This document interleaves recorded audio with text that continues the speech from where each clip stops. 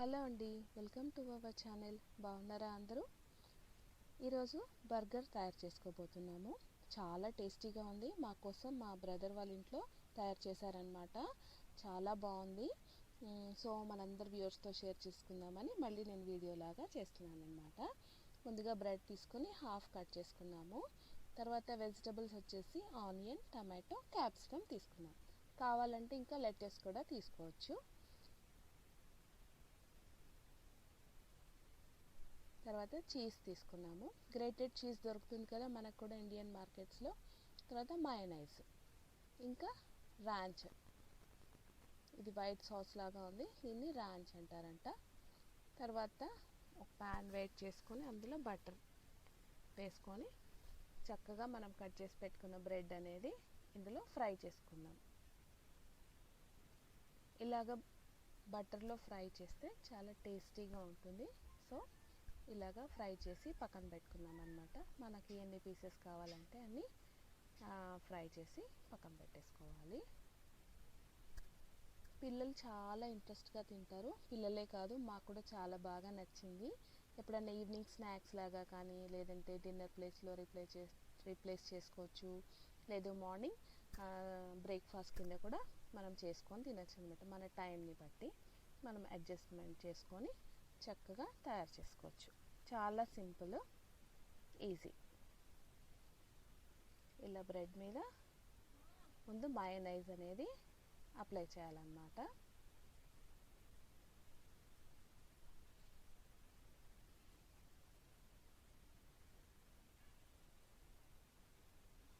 తర్వాత మనం కట్ చేసి పెట్టుకున్నాం కదా ఆనియన్, టమాటో, ఇంకా క్యాప్సికమ్.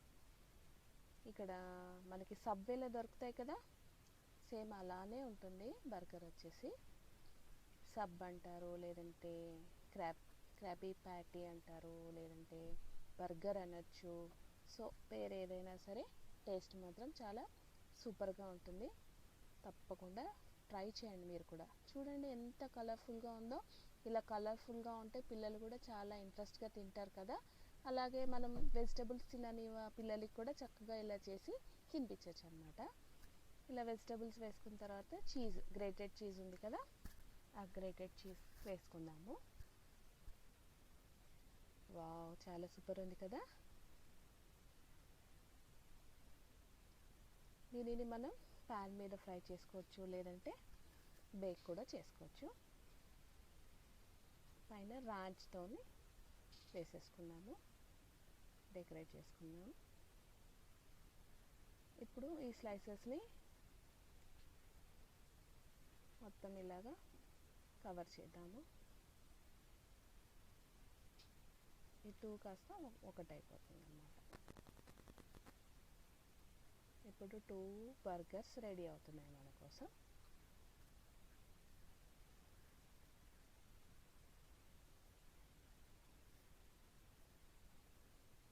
ఈ బర్గర్ వచ్చేసి మనం మైక్రోవేవ్లో ఒక 1 మినిట్ వేట్ చేసుకున్నాము.